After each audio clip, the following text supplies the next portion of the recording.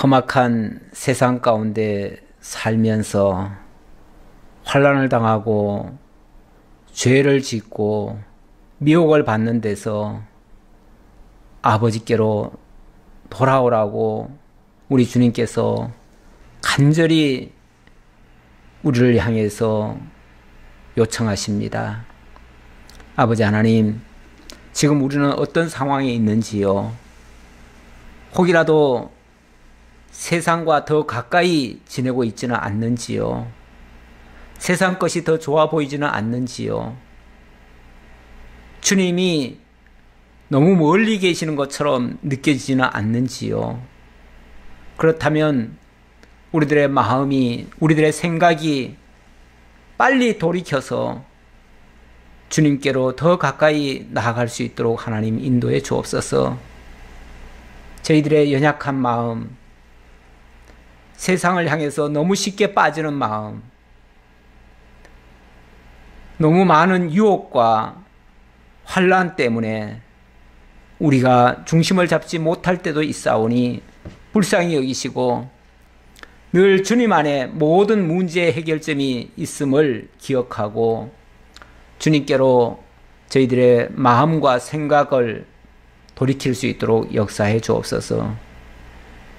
오늘 사무엘하를 통해서도 죄악에 빠지고 어떤 유혹에 빠져서 제정신을 차리지 못하는 성경의 인물들을 보게 될 것입니다. 아버지 하나님, 참으로 어떻게 이런 일들이 일어날 수 있는지 저희들은 잘 알지 못합니다. 하지만 세상은 엄연히 악한 길로 가고 있습니다. 우리가 그 길에 편승하지 말게 하시고 저 높은 곳을 향해서, 푯대를 향해서 좀 힘들어도 그쪽을 향해서 다름질 칠 수 있도록 인도해 주옵소서. 그리고 그 길이 진정한 우리의 살 길임을 기억하고 주님만을 쫓아갈 수 있는 저희 모두가 되게 하옵소서. 이 시간도 주님 홀로 영광 받으시옵기를 간절히 바라오며 예수님 이름으로 기도하옵나이다. 아멘. 하나님 말씀. 오늘은 사무엘하 13장 15절부터 보겠습니다. 13장 15절입니다. 그리하고 암논이 그를 심히 미워하니 이제 미워하는 미움이 전에 사랑하던 사랑보다 더한지라. 암논이 그에게 이르되 일어나 가라 하니 다말이 그에게 이르되 옳지 아니하다. 나를 쫓아보내는 이 큰 악은 아까 내게 행한 그 악보다 더하다 하되 암논이 그를 듣지 아니하고 그가 부리는 종을 불러 이르되 이 계집을 내게서 이제 내보내고 곧 문빗장을 지르라 하니 암논의 하인이 그를 끌어내고 곧 문빗장을 지르니라. 다말이 채색 옷을 입었으니 출가하지 아니한 공주는 이런 옷으로 단장하는 법이라. 다말이 재를 자기의 머리에 덮어쓰고 그의 채색 옷을 찢고 손을 머리 위에 얹고 가서 크게 울부짖으니라. 아멘. 19절까지 봉독해 드렸습니다. 참 어처구니 없는 일들이 일어나고 있네요. 다윗의 왕가가 굉장히 지금 위태롭습니다. 지난번 다윗의 범죄 이후 다윗의 왕가는 탄탄대로가 아니라 정말 굉장히 지금 뭔가 오염이 돼가지고 엄청난 죄악의 물통에 빠져 있는 듯한 그런 느낌입니다. 거기서는 발버둥 치고 아우성 쳐봤자 그 흙탕물 속에서 뒹굴 따름이지요. 이 아버지 다윗은 몰래 범죄를 했습니다. 몰래 범죄를 했는데 그의 아들 암논은 이게 뭐 몰래 저지르는 일이 아니에요. 왕궁 안에서 자기 여동생을, 물론 배다른 여동생이긴 하지만 여동생을 겁탈을 하는 이런 장면이 나옵니다. 그것도 정말 아무리 이해를 하려고 해도 이해할 수 없는 그런 방식으로, 정말 교활한 방식으로, 심지어는 아버지까지 속여가면서까지 아버지에게 병든 채 하면서 그런 수를 쓴 거 아닙니까? 그러니까 어떤 면에서 이 죄를 저지르는 일에 아버지까지 관여를 시켜요. 관여를 시키고 나중에는 이 죄가 아버지에게 보고가 또 돼요. 어쩌면은 아버지도 이 죄와 무관하다고 할 수가 없어요. 그런 측면에서 결국은 이렇게 악한 일들이 지금 다윗의 맏아들 하면은 전에 야곱의 표현에 의하면은 아버지 기력의 시작이라고 그러잖아요. 장자가 아버지 기력의 시작. 어찌 보면 아버지의 후계자도 될 사람이고 아버지와 같은 선상에 있는 자식이라고도 볼 수 있어요. 그런 자가 이런 무지막지한 짓을 합니다. 그것도 아버지를 끌어들여 가지고 아버지를 통해서 다말을 오게 했잖아요. 그래 놓고 지금 이런 못된 짓을 하잖아요. 어쩌면은 아버지 보란 듯이 하는 거 아니에요? 그러니까 이 과정으로 보면 이 암논이 철저하게 정말 그 다말을 사랑해서 어찌 보면 인간적인 연애 감정 때문에 벌어진 사건 같이 보이긴 하지만 단순히 거기서 끝나는 얘기가 아니에요. 어쩌면 이것은 그 아버지에게 지금 아버지의 죄를 들춰내고 고발하는 그런 모습과도 같아요. 자, 어쨌든 이렇게 해서 정말 참 억지로, 지난주 마지막 그 14절에 보니까 암논이 그 말을 듣지 아니하고 다말보다 힘이 셈으로 억지로 그와 동침하니라. 억지로 강제로 추행을 했습니다. 정말 이거는 용서받을 수 없는, 율법에도 엄히 금하고 있는, 정말 일반인들이 만약 이런 짓을 했으면요 끌어내다가 죽여야 될 일입니다. 이거 죽여야 될 일이에요. 이런 짓을 해놓고 그 다음 뒤처리를 어떻게 하는가. 그리하고 암논이 그를 심히 미워하니 이제 미워하는 마음이 전에 사랑하던 사랑보다 더한지라. 암논이 그에게 이르되 일어나 가라 하니. 얼마나 미워했는지 갑자기 180도 돌변해버렸네요. 조금 전까지 사랑한다면서 죽고 못 살 것처럼 얘기하더니만, 그래서 강제로 추행까지 해놓고 이제는 또 갑자기 또 미워하네요. 얼마나 미워하는지 조금 전에 사랑해서 죽고 못 살 것보다도 더 미워하는 모습을 보인대요. 그게 이제 행동으로까지 나와요. 어떻게까지 행동 나오냐면은 갑자기 그에게 이르되 일어나 가라. 이제 일 끝났으니까 가 하고서 내쫓아버리는 거죠. 그러니까 이 다말 입장에서는 너무 황당하잖아요. 너무 어이가 없잖아요. 아니 강제로 수행을 해놓고 그 직전에 뭐라고 그랬습니까? 다말이 네가 진짜 날 사랑한다면 아버지에게 정식으로 얘기해라. 그래서 아버지가 허락하면 내가 너와 결혼해 줄게. 결혼하겠다까지 했잖아요. 그런데 그냥 무조건 먼저 겁탈부터 해버린 거예요. 그리고 나서 내쫓아버려요? 그렇다면은 진짜 사랑한 게 아니죠. 결혼하고 싶어서 그런 게 아니죠. 그냥 그 몸뚱아리를 사랑했던 것 뿐이죠. 몸뚱아리를 사랑한 걸 사랑했다고 말할 수 있나요? 그건 욕심이었던 거죠. 탐욕이었죠. 그냥 한마디로. 그 육체를 탐했던 거죠. 탐하고 나니까, 탐했으니까 그걸 취했지요. 강제로라도. 원래 목적을 위해서 수단 방법 가리지 않는 사람들이 많습니다. 그런 사람들은요, 자기가 어떤 목표를 설정해 놓으면 그 목표를 달성하기 위해서는 수단 방법 안 가립니다. 그리고 달성하고 나면 그러면 그걸로 만족하는가? 만족하지 않아요. 원래 욕심을 채우고 나면요, 원래 사람이 그런 겁니다. 아, 저기에 정상이 있다. 정상 올라가야지. 정상 올라갑니다. 어떻게 해서라도. 올라가고 나면요, 그 다음에는 허탈해요. 왜? 막상 정상 올라와봤자 별거 없잖아요? 그러니까 그 다음에는 허탈해가지고요.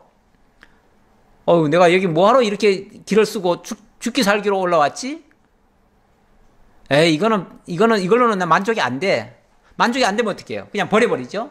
버리고 더 큰 목표를 또 설정하죠. 그래서 그 더 큰 목표를 향해서 또 달려갑니다. 어쨌든 사람이 목표를 정해놓고 그 목표를 향해서 달려갈 때는 신나요. 그거는 뭐 사랑하는 것 같아요. 진짜 그걸 위해서 열정을 다 쏟는 것 같아요. 근데 막상 거기도 또 도달해보면은 그것도 또 별거 아니야. 그러면 또 그것도 버립니다. 왜? 그게 진정한 가치가 아니었거든요. 진정한 목표가 아니었어요. 세상 거는 원래 다 그런 거 아니에요?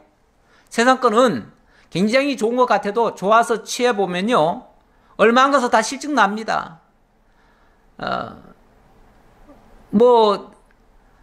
세상에 물질도 좋은 거 많잖아요. 요즘 신제품도 많이 나오고 늘 좋은 거 많이 나오잖아요. 집도 좋은 집들 많이 나오잖아요. 그래가지고 목표 정해가지고 처음에는 조그만 거부터 목표를 달성해 봅니다. 근데 그거 달성해 놓으면 그 다음에는 별로 그렇게 흥이 안 나요. 처음에는 샀을 때 처음에 하루 이틀은 즐겁지요. 그 다음부터 가면요, 실증 나요. 좋은 것일수록 실증이 더 날 수도 있어요. 자기 분수에 넘치는 거 하고 나면요, 괜히 돈만 아깝다는 생각도 들고요. 그래서 그냥 얼른 실증 나가지고 또 내버리는 경우도 많아요. 물질은 그렇다고 칩시다. 근데 사람은 그렇게 하면 안 되는 거죠. 사람을 그런 식으로 물질 생각하듯이 좋아하고 금방 또 싫어하고 그러면 됩니까? 그렇게 했다는 거는 전적으로 이 암논이 다말을 진짜 사랑한 게 아니었어요. 진짜 사랑하지 않고 그의 육체를 사랑했던 거예요. 근데 육체를 사랑하는 사람은요, 육체를 탐하고 나면 그 다음부터는 시들해져요. 그래서 그냥 또 버리게 되는 거예요. 요즘 이성 간의 데이트 폭력 사건들이 뉴스에 심심치 않게 올라오는데, 그 남자들이 여자를 막 죽고 못 살 듯이 그렇게 쫓아다니면서 막 사랑한다고 온갖 별의별 소리를 다 하고 막 그렇게 합니다. 그렇게 하고 결국은 그 여자를 육체를 그렇게 범하기도 하지요. 그래 놓고 또 갑자기 또 미워합니다. 미워하면 또 여자는 또 배신감에 또 달라붙지요. 이제 책임지라고 하겠지요. 그러면 갑자기 또 막 미워해가지고 막 내쳐서 순순히 말 안 들으면 그때는 또 더 심한 폭행도 하고, 그렇게 해서도 안 떨어져 나가면 나중에는 진짜 죽이기까지도 하고 이러는 경우도 있어요, 가끔. 저는 이런 걸 보면서 참 연애도 잘해야 된다. 이성교제 정말 잘해야 된다. 정말 그 제대로 된 가치를 알고 사랑하는 사람, 사람이 얼마나 존귀하다는 걸 알고 아껴주는 사람. 그래서 사실 기독교적 관점이 없는 사람, 다시 말하면 기독교적 사상이 없는 사람은요, 이성을 취하는 것도, 이성과의 교제도 그냥 동물적인 감각으로 교제할 수도 있어요. 그렇게 되면 진정으로 사랑하는 면이 아마 적지 않겠는가 싶어요. 그렇게 되면 좋아 못 살 것처럼 그렇게 행동하다가 얼마 안 가서 금방 실증나고 내다 버리는 경우도 많아요. 목표 달성하고 나서는. 이런 모습이 보이는 거죠. 보이는데 진짜 사랑한다면요. 진짜 사랑한다면 그 몸뚱아리 사랑하는 게 아닙니다. 그의 인격을 사랑하는 겁니다. 그의 가치를 사랑하는 겁니다. 그러면은 그가 생각하고 행동하는 모든 것을 존중히 여길 줄 압니다. 뿐만 아니라 그의 몸까지 그를 사랑하기 때문에 그의 몸까지 소중히 여기고 심지어는 보호해 주려고 하고 귀하게 여기고요. 연약한 부분이 있으면 그 연약한 부분을 감싸주기도 하고 이러는 겁니다. 그게 진짜 사랑하는 거죠. 근데 세상에서는 어떤 좋은 부분을 보고 그걸 사랑하죠. 그런데 그 자기 기대에 못 미치면 갑자기 싫어지죠. 그래서 세상적 가치를 가지고 사람을 상대하는 거, 저는 그게 옳지 않다고 생각합니다. 그런 측면에서 정말 믿음이 있는 사람을 참 사귀어야 된다. 특히 여자분들 같은 경우 남자들이 좋아한다고 죽고 못 산다고 덤벼들어도 좀 조심해야 됩니다. 함부로 마음 주고 심지어 몸까지 주고 이랬다가는 그 다음부터는 버림받기 딱 쉽습니다. 진짜 사랑하는 사람 같으면요, 함부로 그렇게 몸 탐하지 않아요. 오히려 더 소중히 여기죠. 정말 결혼 때까지도 그 몸을 잘 간수하도록 오히려 지켜주죠. 보호해주죠. 그러기 위해서는 이 몸단장도 사실은 잘해야 돼요. 사람한테 이쁘게 보이려고 자꾸 몸단장만 하다가는 오히려 상대방에게 유혹하는 것처럼 비춰질 수도 있어요. 남자들은요, 여자들이 옷을 너무 화려하게 입거나 아니면은 화장을 너무 진하게 하거나 심지어는 또 요즘 같으면은 요즘은 또 시대가 또 달라져 가지고 옷을 막 해프게 입거나 막 찢어지고 뭐 쫄쫄이 같은 걸 입고 막 이러면요, 저 여자는 쉽게 보이는 거죠. 그래서 저 여자가 지금 나한테 지금 유혹하는 건가? 이렇게 볼 수도 있어요. 그렇게 해서 쉽게 생각하고 접근을 하고, 그렇게 해서 이렇게 상대방을 자기가 마음대로 해도 되는 것처럼 이렇게 착각하는 거죠. 남자들이 원래 착각 잘해요. 왜냐하면 단순해가지고요. 뭐 깊이 생각 안 해요. 여자들은 많은 생각을 하지요. 별의별 걸 다 생각하지요. 남자들은 그렇게 깊이 생각 안 해요. 그냥 저 여자 이쁘다 하면은 그냥 탐하고 싶은 생각부터 먼저 해요. 그러니까 그 앞에서 행동 거지를 사실은 조심해야 돼요. 가끔씩 뭐 정치인들이 여자 문제로 갑자기 떨어져 있는 사람들이 있는데, 저는 물론 그렇게 한 남자들이 잘못된 거죠. 잘못됐는데 뭔가 그런 좀 남자들이 착각하기 쉽도록 행동 거지가 옷차림이나 그 어떤 얼굴이나 이런 것들을 꾸미거나 할 때 그런 것이 보이지 않았을까. 그런 게 일종의 유혹처럼 느껴질 수도 있어서, 아, 저 여자가 날 좋아하는구나, 날 유혹하는구나, 아, 그러면 내가 가까이 해도 되겠구나, 이렇게 착각할 수도 있다니까요. 저는 뭐 제가 지금 말 잘못 지금 들으시면은 여자분들이 왜 여자한테 책임을 미루냐 이렇게 또 생각할 것 같은데, 조심하자는 측면에서 하는 말입니다. 절대 남자들은 순수하지 않다. 순수하지 않다라는 걸 전제하고, 그래서 심하게는 남자들은 본성적으로 짐승 같은 그런 속성이 있어요. 짐승들이 원래 수컷들이 뭐 그렇게 막 무지막지하게 덤벼들고 그런 것들이 있잖아요. 그랬을 때 여자분들이 좀 조심을 해주는 것이 좋겠다, 그런 뜻에서 한 말입니다. 여자에게 책임을 미루자는 건 아니에요. 전적으로 남자들의 잘못인 건 맞습니다. 물론 여기에서는 단순히 지금 다말이 잘못해서 그런 건 전혀 아닙니다. 다말이 잘못한 부분은 하나도 없어요. 다말은 일방적으로 지금 피해를 당한 겁니다. 당한 건데, 어쨌든 요즘 이제 그런 세태가 되다 보니까 제가 주의 삼아 말씀을 좀 드려봤습니다. 아무래도 악한 세상 보고 너희들이 고쳐라 그럴 수는 없잖아요. 우리 믿는 사람들이 조심하는 수밖에 없잖아요. 그 조심하자는 측면에서 제가 말씀드린 것 뿐입니다. 자, 19절입니다. 다말이 죄를 자기의 머리에 덮어쓰고 그의 채색 옷을 찢고 손을 머리 위에 얹고 가서 크게 울부짖으니라. 이 공주입니다. 공주는 원래 출가하지 아니한 공주는 채색 옷을 입었다 그러는데 그 채색 옷을 다 막 갈기갈기 찢어버렸어요. 그리고 막 죄를 뒤집었습니다. 먼지를 뒤집었습니다. 그리고 막 대성 통곡을 하는 겁니다.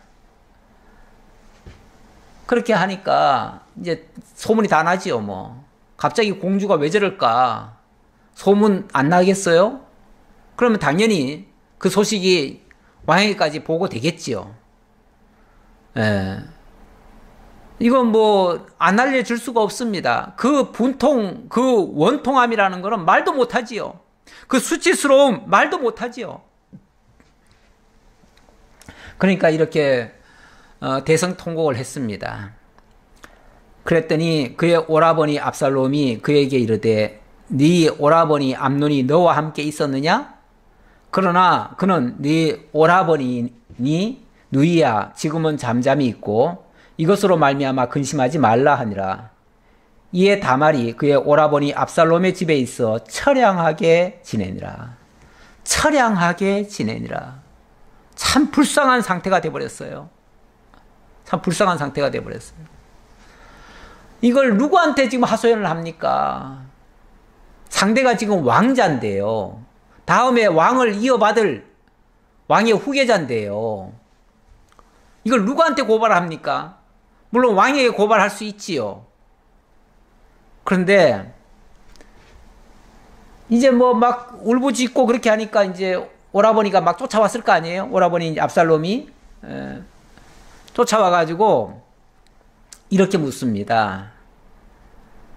이르되 네 오라버니 암논이 너와 함께 있었느냐? 너와 함께 있었느냐? 함께 있었다. 그것 때문이냐? 그러니까 그렇다. 그런 거죠. 그러니까 그는 네 오라버니니 누이야 지금은 잠잠히 있고 이것으로 말미암아 근심하지 말아라. 이것으로 말미암아 근심하지 말아라. 이 말은 내가 그 원수 갚아줄게. 이런 소리죠. 이거 가지고 자꾸 떠들지 말아라. 네 그 억울한 거는 내가 갚아줄게. 예. 그 압살롬이 쉽게 말하면은 그 한을 품은 겁니다. 오라버니 암논, 그러니까 형님이죠. 형님이 지금 내 동생을 이렇게 했다고 가만 안 둬. 가만 안 둬. 이제 이런 이제 한을 품은 거죠. 그런데 이걸 현실적으로 어떻게 그 왕자를 상대로 해가지고 어떻게 싸울 방법이 없잖아요. 그러니까 일단은 그 누이는 달래야 되니까 누이를 자기 집에다 데려다 놓고 그냥 거기서 지내게 한 거예요. 아마 그냥 내버려 두면은 죽을지도 몰라요. 예. 그러니까 이제 집에서 데리고 있으면서 압살롬이 보살펴 주는 거죠. 그런데 그 다말을 볼 때마다 그 처량하게 있었다고 그러잖아요. 처량한 모습. 기가 죽어가지고 풀이 꺾여가지고 아무 의욕도 없고 세상을 포기한 사람의 모습. 그런 모습을 지금 압살롬이 보고 있습니다. 날마다 그걸 보겠지요. 날마다 보면 볼수록 그 원한은 계속 쌓이죠. 이 소식은 결국은 다윗에게까지 보고가 됐습니다. 21절. 다윗 왕이 이 모든 일을 듣고 심히 노하니라. 심히 노하기는 했어요. 근데 그 다음에 뭐 무슨 조치를 했다는 말이 하나도 안 들려요. 아니 말로만 노하면 뭐합니까? 말로만 야단치면 뭐합니까? 실제적으로 율법에 의하면은 돌로 쳐 죽여야 되거든요. 돌로 쳐 죽이든지 아니면은 그에 상응한 어떤 형벌을 가하든지 정 그것도 이것도 아니라면은 진짜 그 수치를 풀어주기 위해서 그러면 뭐 물론 이건 옳은 건 아니지만 그럼 결혼이라도 시켜주든지. 차라리 다말이 지난번에 그 얘기도 했으니까 네가 그렇게 진짜 사랑한다면은 정식으로 합법적으로 그럼 결혼을 하게 하든지. 이것도 저것도 아니고 아무것도 안 해요. 말로만 뭐 화를 냈는지 모르겠는데 아무런 조치가 없어요. 압살롬은 기대를 했겠지요. 혹시 아버지에게 이 사실이 보고가 되면 어떤 식으로든 어떤 처벌이 되지 않겠는가 기대를 했을 텐데 아무런 처벌이 없어요. 원래 죄가 있는데 죄에 대해서 아무런 책임도 안 물으면요, 그거는 많은 사람들에게 한을 만들어줍니다. 예. 그래서 사실 죄라고 하는 게 있으면요, 거기에 따르는 벌도 사실은 있어야 되는 거예요. 원칙은 있어야 돼요. 압살롬은 암논이 그의 누이 다말을 욕되게 하였으므로 그를 미워하여 암논에 대하여 잘잘못을 압살롬이 말하지 아니하니라. 잘잘못을 압살롬이 말하지 않았다. 사실은 입 다물고 있는 게 더 무서운 겁니다. 막 떠벌리고 뭐 내가 이렇게 억울합니다 뭐 이런 소리 하면요, 그거는 뭔가 일을 풀기 위해서 하소연하는 거거든요. 그러면 그 억울한 거를 들어주면 돼요. 들어주면 해결되잖아요. 그런데 아무 말도 안 해요. 아무 말도 안 하면 그럼 없어졌는가? 아니에요. 속에는 쌓여 있어요. 원한이 쌓여요. 원한이라고 하는 건 쌓이면 쌓일수록 점점 그 농도가 진해지고 나중에 나가면요, 이게 걷잡질 못합니다. 그게 만약에 폭발하는 순간은 세상이 감당치 못할 무서운 일이 발생합니다. 왕도 제어할 수 없는 일이 발생합니다. 그러니까 이 죄라고 하는 걸 자꾸 묵혀두는 거 좋은 거 아닙니다. 원래 죄라고 하는 거는요, 작을 때 들춰내는 게 좋습니다. 원칙은. 그리고 거기에 상응한 형벌이 따라야 됩니다. 안 그러면요, 나중에는 걷잡지를 못하는 걸로 발전되어집니다. 만 2년 후에 에브라임 곁 바할 하솔에서 압살롬이 양털을 깎는 일이 있음에 압살롬이 왕의 모든 아들을 청하고 압살롬이 왕께 나아가 말하되 이제 종에게 양털 깎는 일이 있사오니 청하건대 왕은 신하들을 데리시고 당신의 종과 함께 가사이다 하니. 2년 후입니다. 압살롬이 이제 양털 깎는 일이 있어가지고 거기에 이 왕자들을 다 초대를 했습니다. 초대장을 다 보낸 거죠. 다른 왕자들에게 보내놓고 이제 아버지 다윗 왕에게는 직접 왔습니다. 와가지고 아버지, 제가 이번에 양털을 깎습니다. 이 양털을 깎는다는 거는요, 우리식으로 말하면 이게 추수입니다. 추수기입니다. 그래가지고 그때는 풍성하게 음식도 만들어가지고 잔치도 하고, 왜냐하면 그때는 수확이 많으니까요. 양털을 깎으면 그게 다, 그 당시로서는 그게 의복도 만들고 뭐 모든 것들을 만들 수 있는 그런 재료니까요. 값비싸게 팔리기도 하고 그럽니다. 물론 뭐 왕자가 장사하겠다는 건 아니지만, 그래도 왕자도 어쨌든 이 수확철은 그게 하나의 축제처럼 이렇게 하는 것 같아요. 그러다 보니까 우리가 이 양털 깎는 때가 돼서 우리가 지금 잔치를 준비해 놨습니다. 그러니까 왕께서도 친히 오셔서 좀 축하해 주시면 좋겠습니다 라고 얘기를 한 거예요. 그랬더니 왕이 압살롬에게 이르되 아니라 내 아들아, 이제 우리가 다 갈 것 없다. 너에게 누를 끼칠까 하노라 하니라. 압살롬이 그에게 간청하였으나 그가 가지 아니하고 그에게 복을 비는지라. 가지는 않고 복을 빌어줬대요. 축복만 했다는 얘기죠. 내가 거기까지 어떻게 가느냐. 나는 지금 업무도 바쁘고 그러니까 국사가 바쁘니까 나는 못 가겠다. 그러나 축하한다. 그러면서 축복만 해줬다는 거죠. 사실 왜 왕까지 불렀을까? 지금 압살롬은 지금 아주 굉장히 지금 한을 지금 품고 있거든요. 한을 품고 있는데 왕까지 불렀다? 이거는 왕까지 시해할 마음도 있었던 거예요. 예. 왕도 막 죽이고 싶은 마음이에요. 왜? 지금 암논이 그렇게 못된 짓을 했는데 왕이 지금 아무것도 안 하잖아요. 왕이 조금이라도 처벌 안 하잖아요. 그러니까 이 원한이 어디까지 쌓였냐면은 왕까지 그냥 죽이고 싶은 심정이에요. 원래 사람이 한이 막 원한이 쌓이면요, 그때는 이판사판입니다. 죽기 아니면 까무라치기입니다. 그냥 이렇게 하면 죽을 줄 알지만 지금 죽는 게 겁나는 게 아니에요. 이 한은 풀어야 되겠다라고 생각하는 거예요. 내가 저 한만 풀 수 있다면 까짓것 내 그 일만 하고 나서는 나 죽어도 괜찮아, 이렇게 생각까지도 하는 거예요. 그러니까 별짓을 다 하지요. 자, 그랬더니 압살롬이 이르되 그렇게 하지 아니하시려거든 청하건대 내 형 암논이 우리와 함께 가게 하옵소서.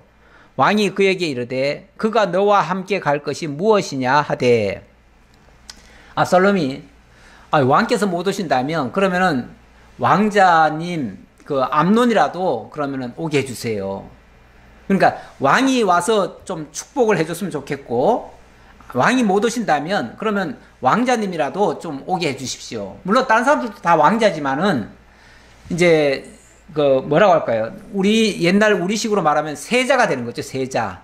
이 세자는 이제 그 왕을 물려받을 자라, 그런 뜻이에요. 예. 물려받을 세자죠. 자, 그런데 이 암논이 왕자 중에 이제 세자 아닙니까? 예. 그러니까 그러면은 왕 대신 그러면 암논이라도 보내주세요 라고 하니까 이 다윗이 암논과 지금 압살롬의 관계를 조금만 압니다. 왜냐하면 지난번에 그 다말 사건이 때문에 암논이 지금 다말에게 못된 짓을 했으니까 압살롬이 이 암논을 미워할 수 있겠다라는 생각이 든 거예요. 그러니까 왠지 깨름직한 거예요. 암논을 보내라고 하니까.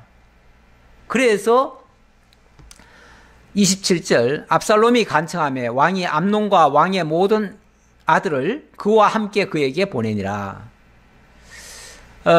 암논 혼자 보내는 건 왠지 깨름직해요.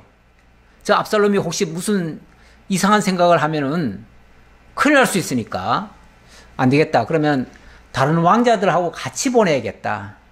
그러면 다른 왕자들이 잔뜩 있는 데에서 암논을 어떻게 해꾸지하면 못하잖아요.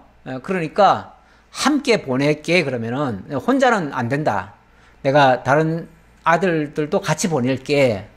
그러면서 다른 아들들 보고 너들 다 압살롬의 지금 그 잔치에 가가지고 좀 축하해주고 와라. 그랬던 거죠. 그랬는데 28절 압살롬은 어떤 계획을 가지고 있습니까? 압살롬이 이미 그의 종들에게 명령하여 이르기를 너희는 이제 암논의 마음이 술로 즐거워할 때를 자세히 보다가 내가 너희에게 암논을 치라 하거든 그를 죽이라. 두려워하지 말라. 내가 너희에게 명령한 것이 아니냐. 너희는 담대히 용기를 내라 한지라. 이 압살롬은 이미 자기 종들한테 다 명령을 해놨어요. 암논이 술이 잔뜩 취하거들랑 네가 가차없이 그를 죽여버리라. 그거 무서워하지 마. 두려워하지 마. 내가 너한테 명령한 거 아니냐. 원래 종이라고 하는 거는요, 자기 주체적으로 생각하고 행동하는 게 아닙니다. 주인이 하라면 하라는 대로 하는 거예요. 죽이라면 죽여야 되고요. 죽으라면 또 죽는 신용이라도 해야지요. 그러니까 명령을 안 들을 수가 없어요. 압살롬의 종들이 압살롬의 명령대로 암논에게 행하며 왕의 모든 아들들이 일어나 각기 노새를 타고 도망하니라. 그래놓고 암논에게는 술을 집중적으로 아마 많이 먹였던 것 같아요. 그래서 정신을 못 차리고 이제 드러누워 있을 거 아니에요? 그랬을 때 갑자기 종들이 옆에 오더니만 그냥 칼로 콕 찔러가지고 죽게 하는 거예요. 그 모습을 보고 다른 왕자들이 깜짝 놀래가지고 아이고 이게 큰일 났구나. 이게 지금 사람 다 죽이겠구나. 왕자들 죽이려고 하는구나. 아마 다른 그 왕자들도 뭔가 좀 불안함을 느끼고는 있었을지 몰라요. 왜냐하면 이 다말 사건을 모를 리가 없어요. 다 알지요. 아니까 압살롬이 혹시라도 만약에 원한으로 지금 암논을 죽였다면 우리도 가만 안 둘 수 있다. 우리도 위험하다 하고서 각자 노새를 타고 그냥 다 도망가 버렸어요. 30절. 그들이 길에 있을 때에 압살롬이 왕의 모든 아들들을 죽이고 하나도 남기지 아니하였다는 소문이 다윗에게 이르매 왕이 곧 일어나서 자기의 옷을 찢고 땅에 드러눕고 그의 신하들도 다 옷을 찢고 모셔 선지라. 자, 이제 왕자들은 다 도망갔습니다. 그런데 소문은 어떻게 났는가? 어떤 사람이 이제 그 현장을 봤겠죠. 봤는데 어쨌든 암논을 막 죽이는 장면이 보였고, 그 다음에 왕자들은 다 도망가는 장면이 보였어요. 근데 보나마나 나머지도 틀림없이 압살롬이 해칠 것 같은 예감이 들었겠죠. 그러니까 얼른 와가지고 보고하기를 지금 왕자들이 다 죽었습니다. 이렇게 보고를 한 거예요. 암논이 다 죽였습니다. 이 얘기를 한 거예요. 그 소식을 듣는 순간 다윗은 절망이 됐습니다. 절망. 하루아침에 모든 왕자들 다 이렇게 됐잖아요. 그럼 왕자들이 다 갔으니까. 물론 아직 확인한 건 아니지만 충분히 그럴 수 있잖아요. 왕자들을 하루아침에 다 잃었다고 생각하니까 완전히 절망이 돼가지고 그 즉시 그냥 뒤로 나자빠지고 땅에 드러눕고 그리고 옷을 찢고 이렇게 했대요. 진짜 환장할 일이죠. 환장할 일이죠. 미칠 지경이죠. 그러니까 신하들도 너무너무 그 충격에 자기들도 다 옷을 찢어요. 왕이면 뭐 옷을 찢는데 자기들은 그럼 가만히 멀쩡히 있나요? 자기들도 옷을 찢고 같이 슬퍼하는 거죠. 그랬더니 다윗의 형 시므아의 아들 요나답이 아뢰어 이르되 내 주여 젊은 왕자들이 다 죽임을 당한 줄로 생각하지 마옵소서. 오직 암논만 죽었으리이다. 그가 압살롬의 누이 다말을 욕되게 한 날부터 압살롬이 결심한 것이니이다. 요거는 이제 요나답은 이제 요압의 동생이거든요. 동생인데 이 요나답이 뭐라고 그랬냐면 왕이시여 모든 왕자들이 다 죽었다고 생각하지 마세요. 그럴 리는 없습니다. 제가 알기로 압살롬이 암논이 그런 짓을 한 다음부터 암논을 죽이려고 아마 한을 품었을 겁니다. 그랬으니까 틀림없이 그 암논을 죽이려고 생각을 했으니까 암논만 죽였을 겁니다. 아니 다른 형제들을 죽일 이유가 뭐 있습니까? 다른 형제들은 절대 죽이지 않았을 겁니다. 이렇게 얘기하는 거죠. 이건 뭐 보고 얘기하는 게 아니고 추정컨대 압살롬이 다른 형제들까지 다 죽일 이유는 없어요. 사실 없지요. 그러니까 다른 형제들은 안 죽이고 그 암논을 죽였을 겁니다 라고 얘기를 한 거예요. 왜냐하면 충분히 그럴 만한 이유가 있거든요. 그 다말을 욕되게 한 날부터 압살롬이 결심한 거를 어느 정도 눈치를 채고 있었던 거예요. 그러하온즉 내 주 왕이여 왕자들이 다 죽은 줄로 생각하여 상심하지 마옵소서. 오직 암논만 죽었으리이다 하니라. 암논만 죽었으리이다. 암논만 죽었을 것입니다. 그 얘기죠. 암논만 죽었을 것입니다. 다른 아들은 괜찮았을 겁니다. 그 얘기죠. 이에 압살롬은 도망하니라. 파수하는 청년이 눈을 들어보니 보아라 뒷산 언덕길로 여러 사람이 오는도다. 요나답이 왕께 아뢰되 보소서 왕자들이 오나이다. 당신의 종이 말한 대로 되었나이다 하고 이제 그 얘기를 하고 나서 이제 그쪽을 향해서 이제 그쪽 간 쪽을 향해서 이렇게 바라보니까 그 언덕이 있는데 보아라 언덕을 이렇게 사람들이 올라오는 거예요. 그리고 언덕길로 이렇게 올라오니까 사람들이 보일 거 아니에요? 보니까 왕자들이 노새를 타고 오는 거예요. 노새 타고 오는 사람들은 왕자들이죠. 일반 병사들은 뭐 노새 타고 오지 않지요. 예, 그러니까 아 저기 보세요. 저 왕자들 오지 않습니까? 예, 그러면서 왕이시여 제가 말씀드린 대로 아마 암논만 죽인 것 같습니다. 다른 아들들은 다 오고 있습니다. 그러니까 걱정하지 마십시오. 말을 마치자 왕자들이 이르러 소리를 높여 통곡하니 왕과 그의 모든 신하들도 심히 통곡하니라. 이제 그 얘기가 끝날 때쯤 이제 막 그 왕자들이 그 왕궁으로 들어온 거예요. 들어와가지고 들어오자 말자 막 통곡을 하는 거죠. 얼마나 정말 시겁을 했겠어요. 다 죽을 줄 알고 있었는데 살아온 것도 정말 다행이고요. 정말 죽다 살아난 것들 아닙니까? 그러니까 막 통곡을 하는 거죠. 예, 얼마나 큰 충격을 받았겠습니까? 자, 그리고 나서 압살롬은 도망하여 그술왕 암미올의 아들 달메게로 갔고 다윗은 날마다 그의 아들로 말미암아 슬퍼하니라. 이 짓을 해놓고 압살롬은 어떻게 했습니까? 예, 그 그술왕 암미올의 아들 달메게로 갔다. 이 달메가 누구냐면은 이 어머니, 이 압살롬의 어머니의 아버지잖아요. 그러니까 외할아버지죠, 외할아버지. 예, 원래 그술왕 달메 딸이거든요. 그 압살롬의 그 어머니가. 예. 그래서 그 공주 신분으로 다윗에게 시집을 온 겁니다. 예, 그런데 이제 도망을 가려니까 아무래도 외갓집 쪽으로 도망을 가면 그 왕이 이제 보호를 해주겠죠. 그러니까 그쪽으로 도망을 간 겁니다. 그렇게 해서 그때 이제 도망을 갔는데 그때부터 다윗은 날마다 그의 아들로 말미암아 슬퍼했다. 날마다. 그러니까 한편으로는 정말 미운 짓을 하고 갔으니까 정말 참 그놈이 믿기도 하겠지만 또 한편으로는 그래도 그 압살롬이 나중에 보니까요, 압살롬도 굉장히 잘생겼어요. 그 동생 다말도 굉장히 예뻤다고 하잖아요. 동생도 예뻤고 압살롬도 아주 잘생겼어요. 그래가지고 백성들은 은근히 사람들이 왜 잘생긴 사람들한테 호감을 갖잖아요. 예. 그러다 보니까 압살롬에게 백성들이 좋아하는 백성들이 참 많았어요.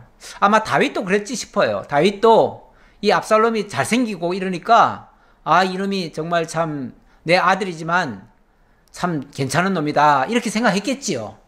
그래서 기대를 많이 했겠죠. 그렇게 기대했던 놈이 지금 이런 짓을 하고 도망갔으니까 한편으로는 밉지만은 또 한편으로는 그 자식 때문에 눈물을 흘리는 거죠. 참 부모는 그렇습니다. 부모는 자식이 아무리 못된 짓을 해도 그 참 벌을 하기보다는 일단은 애처로운 마음부터 먼저 듭니다. 사실은 이것도 옳지는 않아요. 잘못을 했으면 잘못에 대해서는 엄중히 좀 책임을 묻고 그 다음에 또 용서를 해주면 해주지 무조건 이렇게 그냥 사랑의 눈으로 무조건 덮어주고 하는 것만이 옳은 것만은 아닙니다. 그건 능사가는 아니에요. 사실 지난번에 그 암논에 대해서도 암논이 그렇게 못된 짓을 했으면 엄중하게 좀 공의적인 모습을 보여줬어야 되는 거 아닌가요? 왕자 직부터 뭐 사실은 죽여야 되지만은 죽일 수까지는 없더라도 최소한 왕자 직은 박탈을 해야지요. 쉽게 말하면 왕세자 그 자격은 박탈해야지요. 최소한 그렇게는 했어야죠. 그렇게 했으면 아마 압살롬이 이렇게까지 원한을 품지는 않았을 거예요. 그러니까 이 압살롬이 이 짓까지 한 거는요, 아버지에 대한 원망도 엄청나게 같이 있었던 거예요. 그래서 여차하면 만약에 아버지가 이 잔치에 왔으면요, 아버지까지 시해했을 수도 있어요. 그만큼 정말 심각해요. 왜 그걸 충분히 짐작할 수 있냐면 나중에 보면요, 이 압살롬이 진짜 아버지를 반역합니다. 그리고 그 아버지를 왕궁에서 내쫓습니다. 그리고 정말 이 얘기는 또 해야 되는데 아버지의 아내들까지 겁탈을 해버립니다. 얼마나 한이 맺혔으면 그렇게 했어요. 얼마나 인간적으로. 사람에게 한을 맺게 하는 것도 참 옳지 않습니다. 요즘 젊은이들이 굉장히 사회에 대해서, 정치인들에 대해서 불만을 많이 가졌어요. 왜 그러냐면 사회 지도층 인사들이 공정을 버렸다는 거예요. 공의, 공정 이런 것들이 많이 지금 사라졌다는 거예요. 거기에 분노합니다. 못 사는 거 가지고 그렇게 분노하지는 않습니다. 왜냐하면 못 살면 우리만 못 삽니까? 다 못 살잖아요. 경제가 어려워서 못 살면은 아직 코로나 시국에 어려운 건 당연하잖아요. 그것 때문에 그렇게 분노하지는 않습니다. 그런데 어떤 공정한 기회가 박탈되면 그때는 굉장히 분노합니다. 뭔가 차별이 있으면 그것도 분노합니다. 그래서 정치 지도자들은요, 특히 무슨 일을 하든지 공정하게 해야 됩니다. 일반인들에게 법을 집행하면 자기들부터 먼저 그 법을 잘 따라야 돼요. 그런데 가만히 보면은 정치인들이 자기들한테는 법을 제대로 적용 안 해요. 정말 일부 정치인들 보면은 충분히 처벌을 할 수 있을 것 같은데 처벌 안 하는 얘가 얼마나 많은지 몰라요. 그리고 겨우겨우 잡아넣어도 어떻게 수사해가지고 기소하고 뭘 해놔도 검찰 단계에서 다 풀어주기도 하고요. 또 검찰 단계 넘어가면 그 다음에는 판사들이 또 다 풀어주네요. 아니 도대체 이 법이라는 게 왜 그렇게 강자에게는 약하고 약자에게는 강한지 모르겠어요. 지금까지 사회 구조가 그렇게 만들어져 왔던 거예요. 시스템이 그렇게 만들어졌던 거예요. 기득권자들이 자기들을 처벌할 법은 굉장히 어렵게 만들어 놓고 일반인들이 범죄했을 때는 엄격하게 다스리도록 그렇게 또 법을 만들어 놨어요. 법 만드는 사람들이 그렇게 법을 만들어 놨어요. 그러니까 어떤 사람은 처벌하고 싶은데 처벌할 법이 없대네요. 그러면서 풀어줘요. 예. 어떤 검사는 명백하게 이거는 범죄 저질렀는데 월권도 했고 했는데 월권을 한 거에 대해서 처벌할 법이 없대요. 그렇다고 처벌을 안 하대요. 일반인들이 봤을 때는 아니 어떻게 저 사람들 처벌하는 건 저렇게 법이 어려울까 싶은데 이게 다 불공정한 모습이죠. 불공정한 모습에 사람들이 격분을 해요. 그러니까 특히 이 법을 집행하시는 분들은 좀 공정하게 뭐든지 해야 됩니다. 공정하게. 그리고 자기에게는 더 엄격해야 되고요. 압살롬이 도망하여 그술에 가서 거기에 산 지 3년이라 다윗 왕의 마음이 압살롬을 향하여 간절하니 암논은 이미 죽었으므로 왕이 위로를 받았음이더라. 암논은 이미 죽었으므로 왕이 위로를 받았고 그래서 살아있는 자에게 마음이 더 쓰였다 그 말이죠. 원래 죽은 자에게는요 처음에는 애달고 그러지만은 그 마음이 계속 가지 않습니다. 여자분들 같으면은 혹시 더 애달파 할지 모르지만 남자들은 빨리빨리 이성적으로 생각합니다. 그래서 이미 지나간 건 지나간 거고 끝난 거는 끝난 거다 이렇게 생각하고 더 이상 죽은 자식 생각하지 않습니다. 지난번에 다윗 보세요.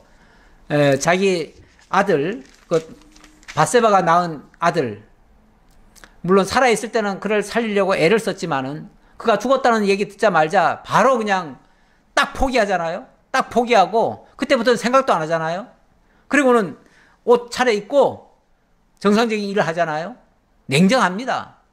더 이상 죽은 자에게 미련 갖지 않습니다. 그러니까 암논은 이미 죽었으니까 포기합니다. 깨끗이 포기하고 그러면 살아있는 자에게는 굉장히 애달게 생각하는 거죠. 살아있는 자가 저기 멀리 남의 나라에 가가지고 지금 도망가 있으니까 그 아들을 위해서는 진짜 걱정도 하고 염려도 하고 돌아왔으면 좋겠다고 간절하게 생각을 하는 거죠. 오늘 찬송가가 돌아와인데 이제 압살롬아 돌아와라 돌아와라 그러는 거죠. 마음속으로. 이건 이제 공식적으로는 못합니다. 왜냐하면 그 살인을 저지르고 도망간 놈을 공적으로 데려올 수는 없잖아요. 무조건 용서해 줄 수도 없잖아요. 그러니까 말은 못하는데 이제 돌아왔으면 이런 생각하는 거죠. 원래 그 아버지들이 그런 게 있긴 있습니다.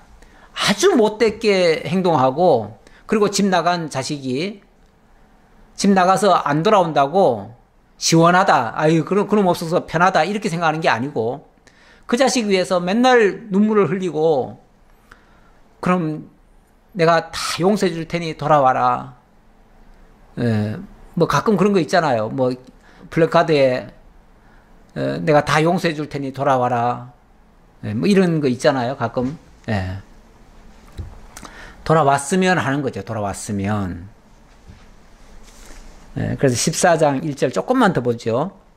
스루야의 아들 요압이 왕의 마음이 압살롬에게로 향하는 줄 알고 드고아의 사람을 보내 거기서 지혜로운 여인 하나를 데려다가 그에게 이르되 청하건대 너는 상주가 된 것처럼 상복을 입고 기름을 바르지 말고 죽은 사람을 위하여 오래 슬퍼하는 여인같이 하고 왕께 들어가서 그에게 이러이러하게 말하라고 요압이 그의 입에 할 말을 넣어주니라. 이 요압이 정말 다윗의 충신이기도 하고요. 그리고 또 다윗의 마음을 엄청 잘 읽어요. 그래서 다윗이 뭐 오랫동안 함께 살아왔기 때문에 그렇겠지요. 그 정말 산전수전 다 같이 겪었잖아요. 그 피난 시절부터. 그랬으니까 다윗이 어떤 지금 생각을 하고 있는지까지 다 짐작을 해요. 그러니까 벌써 압살롬을 생각하면서 눈물 흘리는 모습을 보니까 압살롬이 돌아왔으면 좋겠다라고 생각하는구나. 그렇다면 압살롬 돌아오게 해야지. 그런데 돌아오려면 명분이 있어야 되잖아요. 명분을 내가 만들어줘야지. 이렇게 해가지고 작전을 짜는 거예요. 무슨 작전입니까? 아주 지혜로운 여인 하나를 데려옵니다. 데려와가지고 그 여인으로 하여금 왕에게 뭔가를 아뢰듯이 얘기하면서 결국은 압살롬을 돌아오게끔 이렇게 유도를 하는 거죠. 그래서 어떤 여인을 데려오냐면은 일단은 지혜로운 여인이라고 했습니다. 드고아까지 가가지고 어떤 소문을 들었겠죠. 거기에 참 지혜로운 여인이 하나 있다. 그럼 그 여자 얼른 데려와라 해가지고 그 여자한테 나하고 지금 쉽게 말하면 짜고 왕에게 가서 이렇게 보고하자. 네가 이렇게 해라 하고서 이제 알려주는 거예요. 너가 상복을 입어라. 그리고는 왕에게 가서 제가 상복을 입었으니까 일단은 상복을 입었다는 거는 뭔가 지금 굉장히 슬픈 일을 당했다는 거 아닙니까? 그러니까 뭔가 굉장히 억울한 일을 가지고 있겠구나라고 하고 상복 입은 사람을 함부로 홀대하지 않습니다. 그래가지고 상복 입은 사람에게 네 억울한 하소연을 들어보자 하고서 다 들어주죠. 들어주고 가능하면은 거기에 응해 주려고도 하지요. 그랬더니 이 여인이 어떻게 하는가? 드고아 여인이 왕께 아랠 때에 얼굴을 땅에 대고 엎드려 이르되 왕이여 도우소서 하니 왕이 그에게 이르되 무슨 일이냐 하니라. 대답하되 나는 진정으로 과부니이다. 남편은 죽고 이 여종에게 아들 둘이 있더니 그들이 둘이서 싸우나 그들을 말리는 사람이 아무도 없으므로 한 아이가 다른 아이를 쳐 죽인지라. 저는 과부고요. 일단 과부고요. 남편이 죽었는데 이 두 아들이 있는데 두 아들도 이게 서로 싸우다가 그만 한 놈이 한 놈을 죽였네요. 그 얘기예요. 그랬으니 온 족속이 일어나서 당신의 여종 나를 핍박하여 말하기를 그의 동생을 쳐 죽인 자를 내놓으라. 우리가 그의 동생 죽인 죄를 갚아 그를 죽여 상속자 될 것까지 끊겠노라 하오니 그러한즉 그들이 내게 남아있는 숯불을 꺼서 내 남편의 이름과 씨를 세상에 남겨두지 아니하겠나이다 하니. 자, 어쨌든 두 아들이 서로 싸우다가 그만 형이 동생을 죽였습니다. 싸우다 보면은 막 심하게 격분해가지고 막 돌을 들어서 어떻게 했는데 그만 죽어버렸어요. 자, 이러면 어쨌든 살인죄가 된 거 아닙니까? 하나는 죽었고, 하나는 살인죄가 됐습니다. 살인죄가 됐으면, 살인한 자는 어떻게 하죠? 살인한 자는, 이는 이로, 눈은 눈으로 갚아야 돼요. 율법에 의하면. 그러면은 살인자도 죽여야 돼요. 마땅히.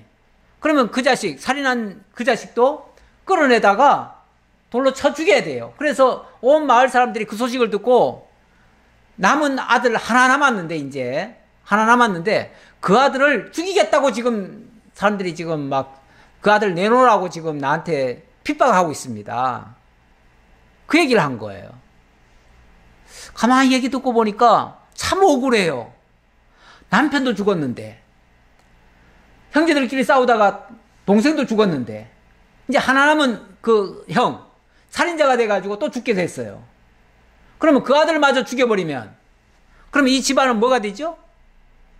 대가 끊겨버리죠. 율법에 의하면은, 사실은 그 대를 이어야지요. 이어야 되는데, 있는 대를 지금 하나 남았는데 그걸 마저 끊으려고 하면 어떻게 합니까? 그 얘기죠. 그랬더니 왕이 여인에게 이르되 내 집으로 가라. 내가 너를 위하여 명령을 내리리라 하는지라. 내 집으로 가라. 집으로 평안히 가라. 이 말은 걱정하지 말고 집에 가 있어라. 그 말이잖아요. 예. 이건 내쫓는 말이 아니고 그냥 편안히 걱정하지 말고 집에 가 있어. 그럼 내가 이 문제 깨끗이 해결해 줄게. 그 말이잖아요. 그랬더니 드과 여인이 왕께 아뢰되 내 주 왕이여 그 죄는 나와 내 아버지의 집으로 돌릴 것이니 왕과 왕위는 허물이 없으리이다. 예, 뭐 왕이 어떻게 처분하든지 간에 그거는 우리 잘못이니까 제가 왕께는 허물 안 돌리겠습니다. 그 얘기죠. 예, 왕이 어떻게 처분하든지 간에 그것을 탓하지 않겠습니다. 그 얘기죠. 이 말은 은근히 왕이 앞으로 어떤 결정을 하더라도 그거는 잘못이 없습니다. 이런 뜻이죠. 그랬더니 왕이 이르되 누구든지 내게 말하는 자를 내게로 데려오라. 그가 다시는 너를 건드리지도 못하리라 하니라. 여인이 이르되 청하건대 왕은 왕의 하나님 여호와를 기억하사 원수가 없는 자가 더 죽이지 못하게 하옵소서. 내 아들을 죽일까 두려워하나이다 하니 왕이 이르되 여호와께서 살아계심을 두고 맹세하노니 내 아들의 머리카락 하나도 땅에 떨어지지 아니하리라 하니라. 네 아들 머리카락 하나도 다치지 않게 내가 보호할 거야. 걱정하지 마. 내가 책임질게. 내가 왕의 이름으로 하나님의 이름으로 너 보호해 줄게. 네 아들 보호해 줄게.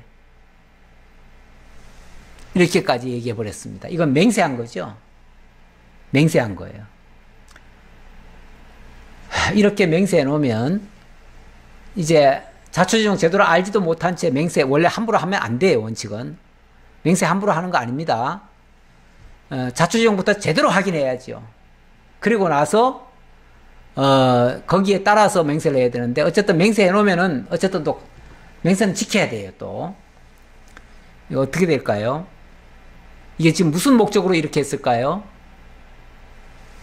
이거 압살롬 데려오기 프로젝트입니다. 압살롬을 데려오려고 요압이 압살롬을 데려오게 하려고 지금 이 여인으로 하여금 그런 지금 상황을 만든 거예요. 상황을.